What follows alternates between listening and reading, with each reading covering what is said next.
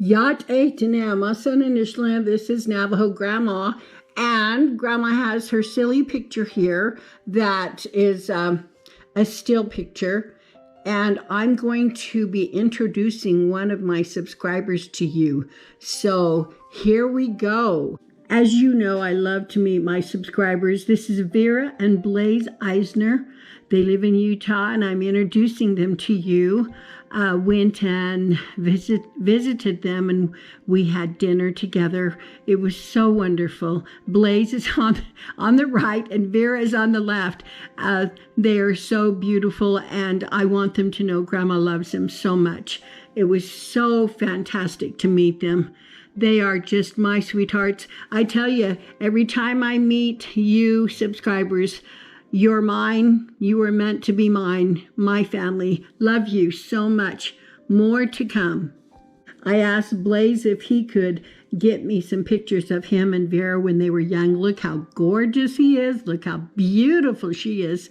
And just a match made in heaven. They are so precious.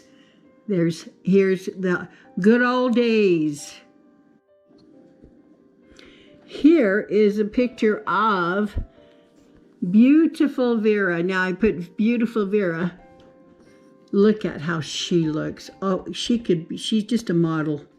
Putting on her makeup, and I thought that was so cute that that Blaze sent this to me.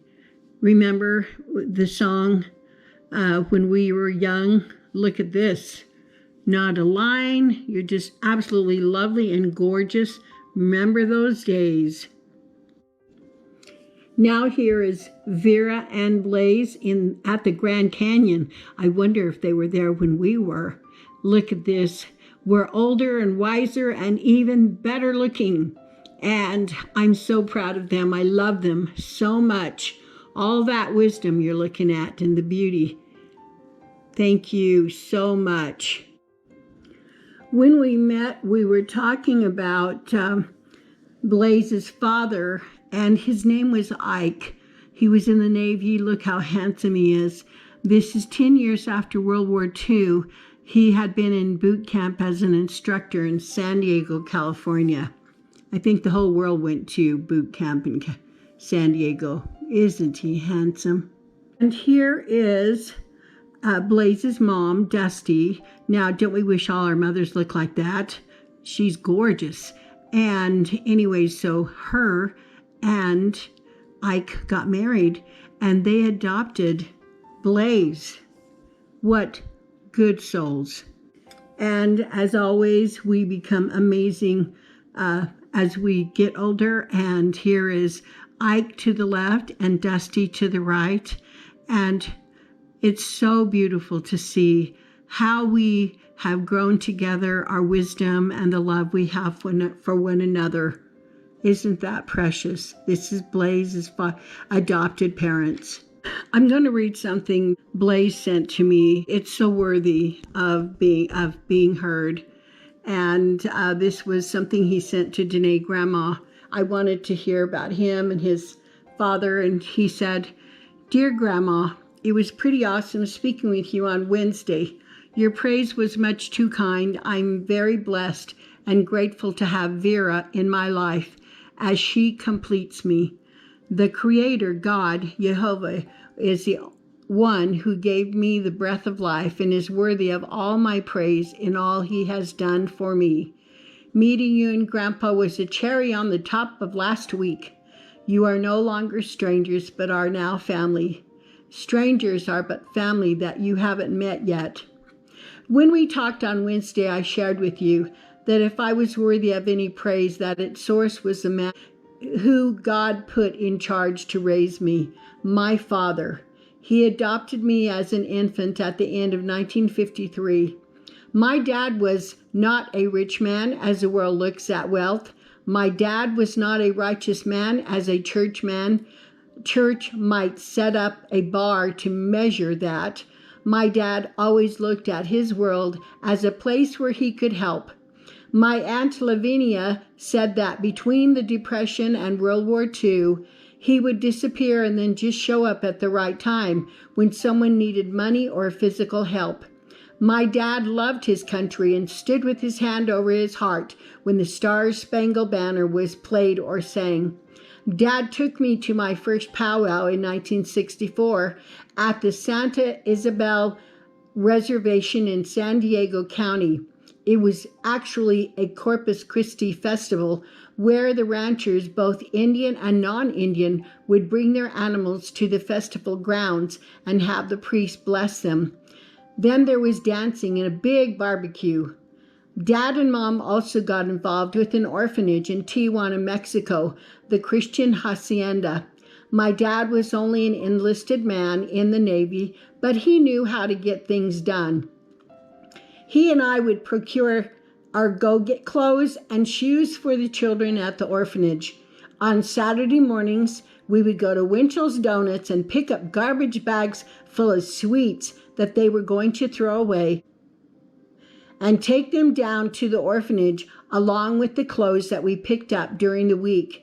He would do repairs and help in any way that he could. I celebrated my 10th, 11th, and 12th birthdays at the hacienda. My brother Larry and my two sisters, Mary and Mona, were adopted from there.